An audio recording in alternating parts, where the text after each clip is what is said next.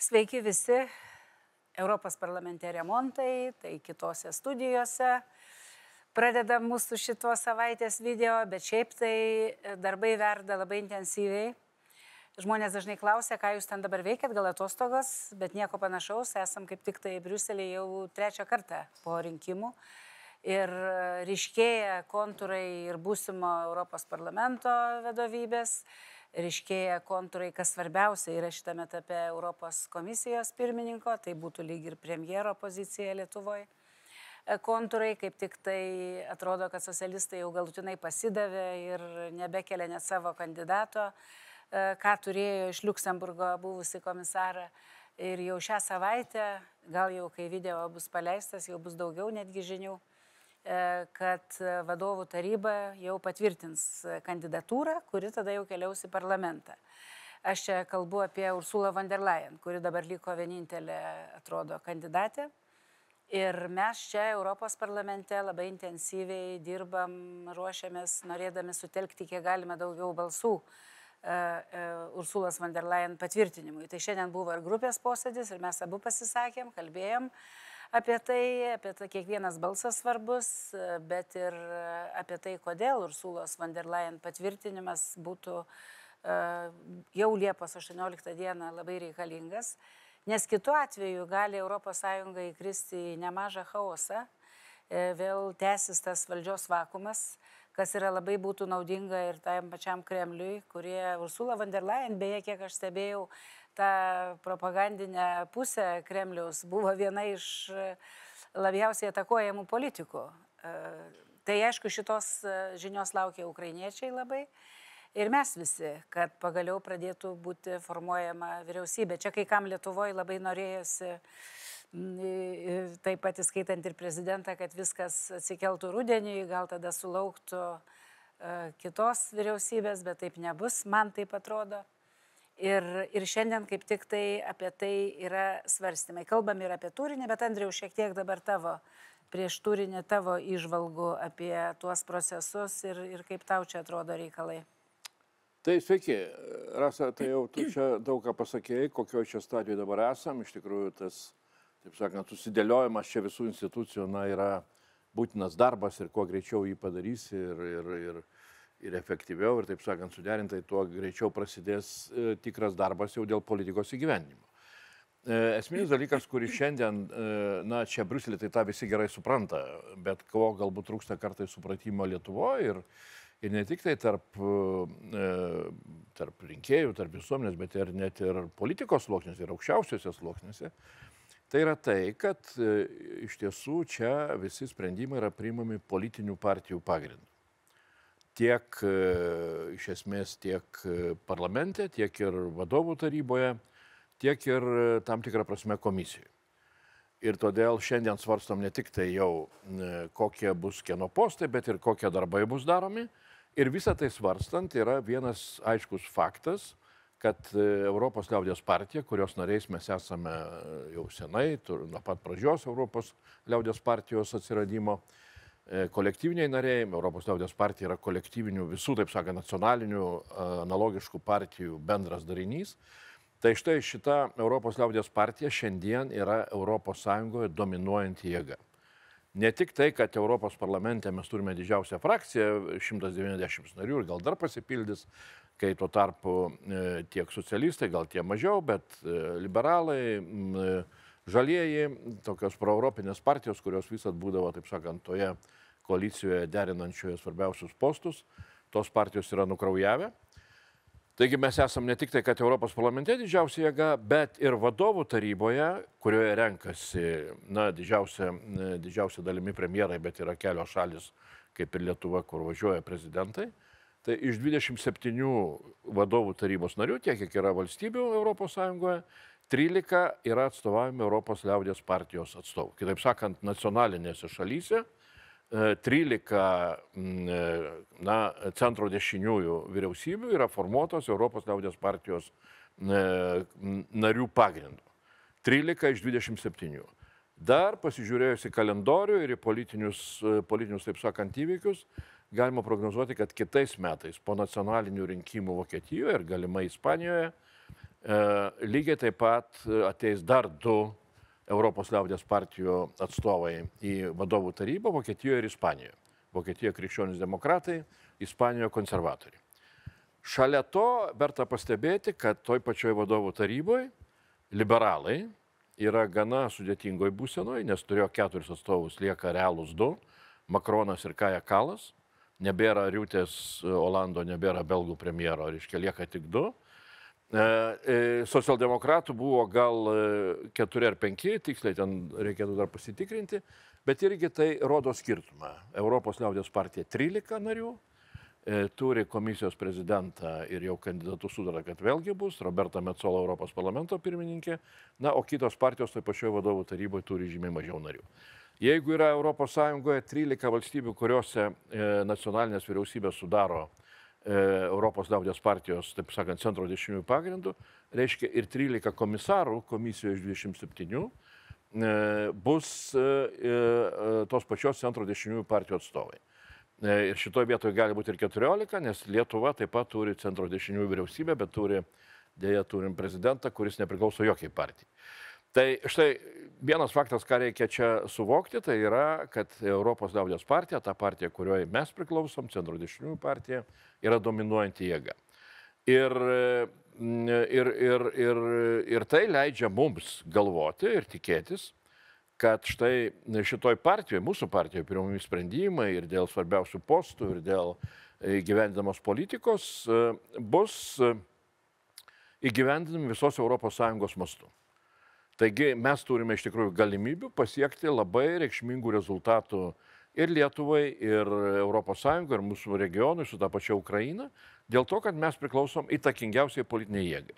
Čia verta pastebėti, kad, na, gana keistai atrodo kai kurios diskusijos Lietuvoje, kai staiga sakoma, oi, ne, Gabrielius Landsbergis čia yra netinkamas kandidatas į komisarus, kai tą sako net ir prezidentas, na, kuris man kartais atrodo, kad nelabai supranta, vis dar nelabai supranta, kaip vyksta sprendimai Europos Sąjungoje. Tai būtent, tai žiūrėk, mes esam laimėjusi partija. Gabrielius yra laimėjusios Europos parlamento rinkimus partijos pirmininkas. Ir kas nors čia drįsta aiškinti, koks nors Šarūnas Liekis komentaruose po Manfredo Weberio Twitteriu. Aš čia iš vis šiandien buvau šokiruota, kai kokio lygio Lietuvos profesorius gali būti, jeigu į Twitterį, arba dabar X, kaip vadinasi, erdvę paleidžia komentarą tokio žemo lygio, kuris parodo, nu, man gėda už Lietuvą. Tai populiarumai, nepopuliarumai, pažiūrėkime dabar tas pats Riutė. Nyderlandų premjeras. Pralaimėjo rinkimus Europos parlamento jo partija. Ir ne tik tai Europos parlamento, bet prieš tai ir nacionalinius rinkimus pralaimėjo jo partija. Jis jau nebebūtų premjerų jokių atveju, bet jis yra paskiriamas ir niekas nemato tame problemos, paskiriamas NATO generaliniu sekretoriumi. Mesgi esam laimėjusi rinkimus, Europos parlamento rinkimus partija ir prezidentui atrodo, kad tokios partijos, kuri laimėjo ir rinkimus visoje Europoje, visame Europos parlamente bus didžiausia, tos partijos lyderis, kuris yra puikiai žinomas visam pasaulyje užsienio reikalų ministras, jam atrodo, kad tai yra netinkama kandidatūra. Na tai iš tikrųjų mes gyvenam kažkokioj tai keistoj kreivų veidrodžių karalystėje. Ir ar tai yra asmenybės problemos, ar kiti dalykai, aš dar noriu vieną dalyką irgi taip pat pakomentuoti. Čia matau irgi komentaruose, net ir politologai, save vadinantys žmonės, komentuoja, ką jūs čia kalbat, pamatė Manfredo Weberio paramą Gabrieliui Landsbergiui, sakydamas, kad tai būtų labai puikus vienas iš lyderių Europos komisijoje būsimoje. Jisai komentuoja, neminėsiu pavardžių, komentuoja, kad šaukštai po pietų, sako, puiki lyderė iš Estijos jau paskirta į užsienio ir saugumo politikos komisarus. Na tai aš noriu pasakyti tiem žmonėm, kad taip, labai džiaugiamės beje, kad Kaja Kalas užims Borelio poziciją, bet tai yra ne IPP pozicija, ne Europos liaudės partijos. Vakar paaiškėjo, kaip tik tai šitą Borelio poziciją, kuri anksčiau priklausė socdemam, o Borelis yra socialistas, dabar perima liberalai. Tai iš liberalų, tu jau minėjai, iš tų, kurie galėtų užimti tokią poziciją, vienintelė Kaja Kalas ir yra tinkama šitai pozicijai ir ačiū Dievui, kad jinai tinkama. Bet tai nieko bendro neturi su Gabrieliaus Landsbergio arba kitų pareigų, kurių siektų Lietuva, jeigu prezidentas padėtų pasiekti. Tai galų galiai yra ir tas pati plėtra, tai yra ir saugumas, tai yra ir krizių, už krizės atsakingo komisaro pozicijos. Beje, mes dar nežinom, kokie bus portfeliai.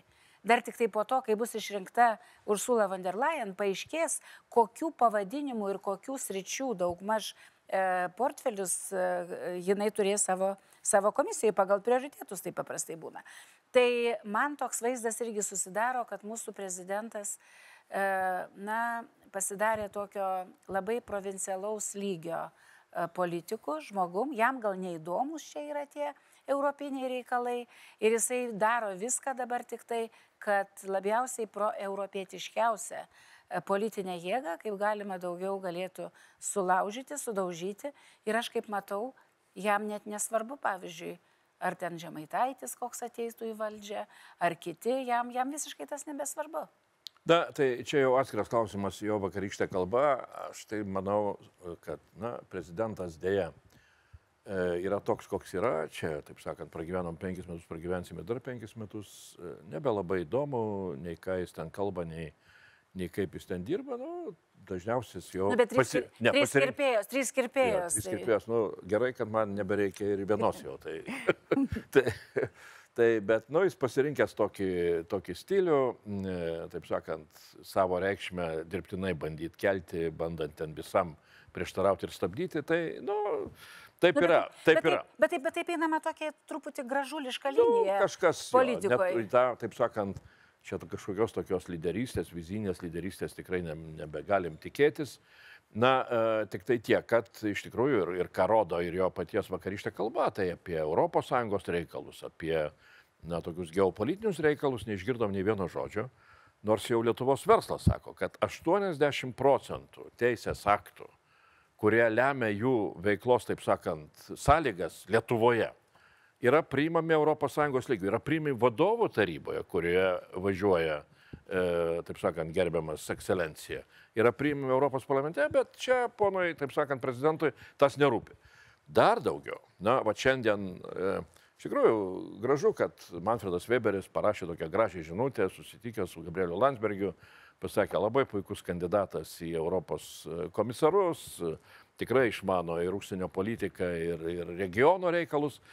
Bet aš tai traktuoju, kad čia yra ne tik tai tokia parama, graži parama Gabrieliu Landsbergiu, kurios jis tikrai vertas ir tas pats Manfredas Weberis jį puikiai žino ir stebi jo veiklą, bet tai yra kartu signalas ir tam pačiam prezidentui Nausėdai, kad Nausėdos priešinimasis, toks dirbtinis priešinimasis, intrigavimas, jis yra gerai matomas, jis yra stebimas ir pagal tai bus vertinamas pats Nausėda.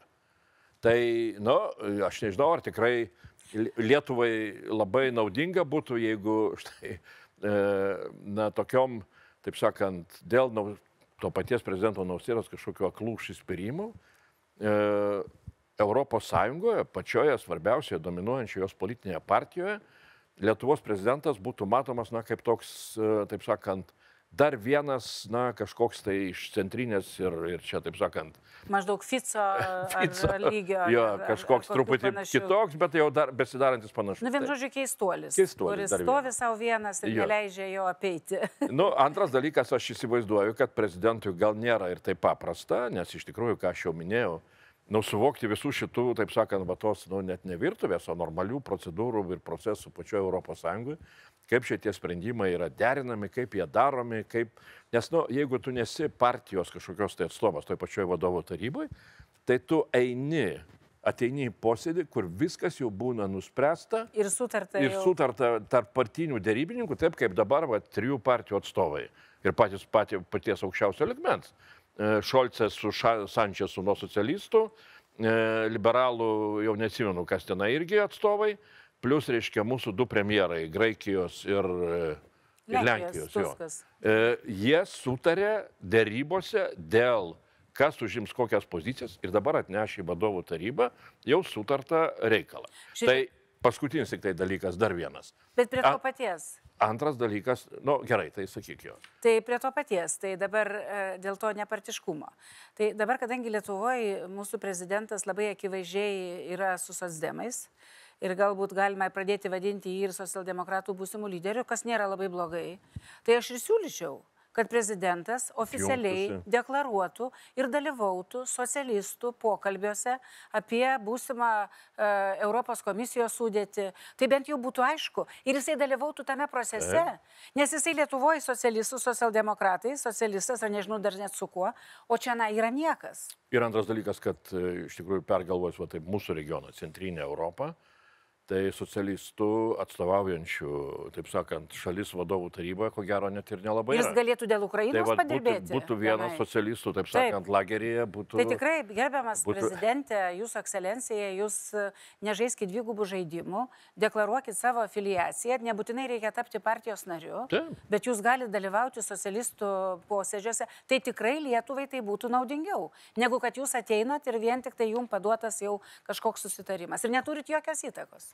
Tai taip, tai čia iš tikrųjų vardan Lietuvos socialdemokratų mes pastoviai stengiamės, reiškia, ir aš Vilija vis čia bandau. Nu, nes aš iš prezidento vertybinių visokių nuostatų aš suprantu, kad į liberalus jisai neis. Atrodo, kad ne. Tai belieka socialistai, jam negeis dabar į kraštutinę. Bet dabar dar šiek tiek grįžtant, tai čia rimtas reikalas, bet dar grįžtant prie... Bet mes visai nejuokaujame, aš čia labai rimtai sakau. Tai aš tikrai manau, tai būtų tikrai naudinga ir Lietuvai, ir visam regionui, nes tikrai socialdemokratų tame lygmenį, Šolco, Sančeso ten ir visų premjerų. Arba dabar, kad ir vadovų tarybos pirmininku bus Portugalas, socialistas. Tai kodėlgi neturėti tenai įtakos?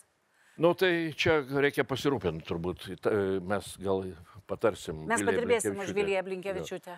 Bet yra antras klausimas, kuris, man atrodo, vėlgi yra, taip jau yra susiklostę, kad prezidentas, nedalyvaudamas tose partiniuose visuose reikaluose, nelabai žinodamas tą būtent sprendimų prieimimo visą mechanizmą, visą logiką, tą virtuvę, kaip mes sakom, jis taip pat nėra dalyvavęs ir kol kas nėra dalyvavęs rimtai ir solidžiai jokiuose tokiuose naujų institucijų naujam formavimo procese. 19 metais, kai vyko Europos parlamento rinkimai ir vyko prezidento rinkimai, Nausėda buvo išrinktas, bet jis, taip sakant, net nespėjo sušilti kojų Lietuvoje, jau turėjo dalyvauti vadovų tarybos posėdžiuose, kur buvo renkama Ursula von der Leyen, tada ten buvo visokių dramų ir greitų pokyčių. Na tai man kartais atrodo, kad jis iki šiol dar nelabai žino būtent dėl to, kad neturi net ir tokios patirties. Na tai jeigu nedalyvauji, tai ir neturi patirties. Bet visai baigiant apie visos šitos mūsų virtuvinius reikalus, politinių partijų virtuvinius reikalus, čia prieš Europos parlamento rinkimus buvo daug labai grėsmingų kalbų apie tai, kaip čia ateis kraštutinė dešinė, kaip jinai čia užvaldys parlamentą ir ES politiką. Bet dabar paskutiniai tokie, dar negalutiniai, bet yra ateinantis gandai, negandai, bet žinios, informacija, kad į dešinę nuo mūsų, nuo Europos liaudės partijos, o mes esame centro dešinės politinė jėga, į dešinę nuo mūsų tos politinės jėgos skaldosi toliau sėkmingai. Gali būti, kad Vokietijos alternatyva Vokietijai, kuri yra, žinot, turbūt skandalais, su rusiškais pinigais, su Kinijos įtaka ir kitais dalykais, jinai bando burti atskirą nuo Le Pen partijos dar politinę frakciją, į kurią gali suburti visiškus marginalus, kurių tikėčiausi tarpe gal nebus Lietuvos, bet kas ten žino. Tai galim turėti ir tokį dalyką, tada reiškia atskyla nuo Le Pen, tada Europos tie konservatoriai, reformistai, kurių gretose yra dabar įsirašęs jau Veryga, Lietuvos valstiečiai perėjo į žaliųjų, peršoko į vos ne kraštutinę dešinę, jie irgi ten neaišku, kaip bus, liktai Lenkai eina, išeina, pykstasi, nesutarė. Tai taip, kad būkit ramus, ES kursas ir Ukrainos, ir Rusijos atžvilgių neturėtų keistis. Šiandien labai apsidžiaugiau, kai mūsų partijos ir grupės pirmininkas pasiūlė naujai, kaip susirinksim į Strasbūrą, pirmą plenarinį posėdžių savaitę, kad būtų priimta rimta ir stipri rezoliucija dėl Ukrainos. Tai va tada pamatysim, kiek prorusiškų veikėjų yra išrinkta į naująjį parlamentą, nes balsavimai bus ant stalo padėti labai aiškus. Tai visiems sėkmės geriausios ir iki kitų susitikimų. Ačiū labai.